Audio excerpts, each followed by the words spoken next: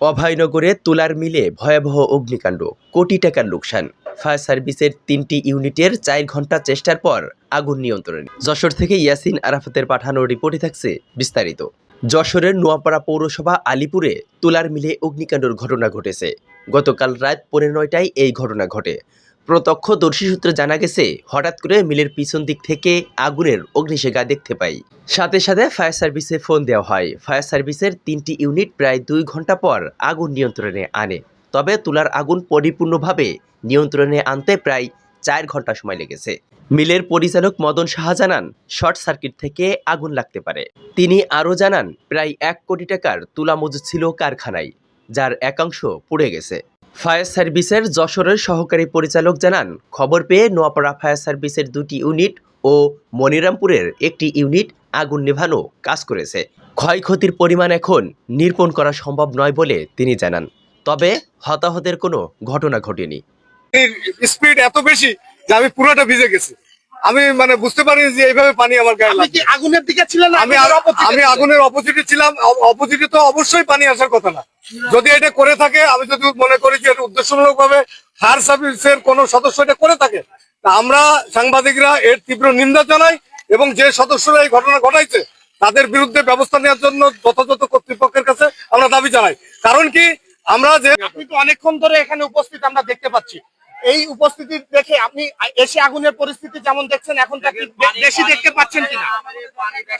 না, এখানে আমার আর একটা বক্তব্য, আমি যেটা শুনছি যে প্রায় 1 ঘন্টা এই আগুন এখানে অগ্নিকাণ্ড করছে। 1 ঘন্টা যাবত যদি স্থানীয় ফায়ার সার্ভিস নিয়ন্ত্রণ করতে না পারে, তাহলে তাকে যশোর, খুলনা, দৌলতপুর নিকটতম যে ফায়ার সার্ভিস আছে তাদেরকে খবর দেওয়া উচিত এবং তাদেরকে এখানে আনা উচিত। যদি 1 ঘন্টার মধ্যে তো এই আগুন তো নিয়ন্ত্রণ করা যেত যদি আসতো। তাদের আসতে দেরি হওয়ার কারণে 999-এ ফোন দিয়েছে, তারপরে এখানে এই ফায়ার সার্ভিস উপস্থিত হয়েছে। এই বিষয়ে আপনি না, আমি যদি বলি যে এটা যদি তারা এই আগুন নিজেরা নিয়ন্ত্রণ করতে, স্থানীয় ফায়ার সার্ভিস নিয়ন্ত্রণ করতে না পারে, তাহলে নিকটতম অন্যান্য যে ফায়ার সার্ভিস আছে নিয়ম আছে তাদেরকে খবর দেওয়া।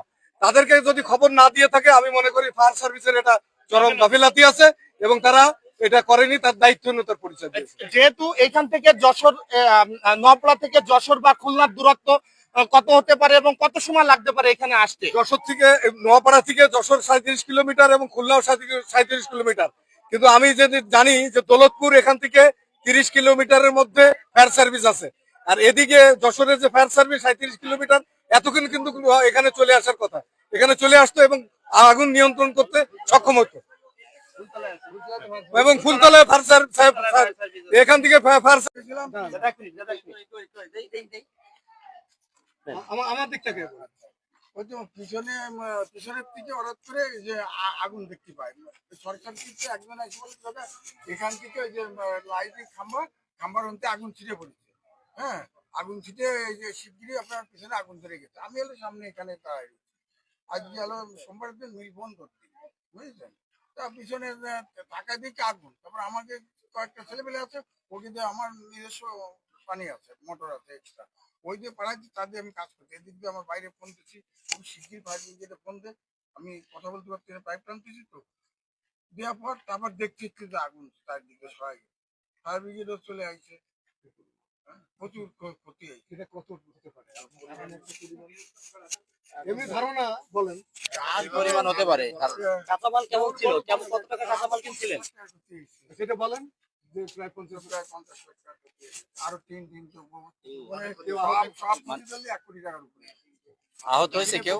কোন শ্রমিক আহত হয়েছে দাদা? কোন শ্রমিক আহত আছে? না না, মিল বন্ধ ছিল। ওই যে একজন আমরা শুনলাম যে হাত লেগেছে। বাইরে। ঠিক আছে। ইমাম হাসান, ই টেলিভিশন।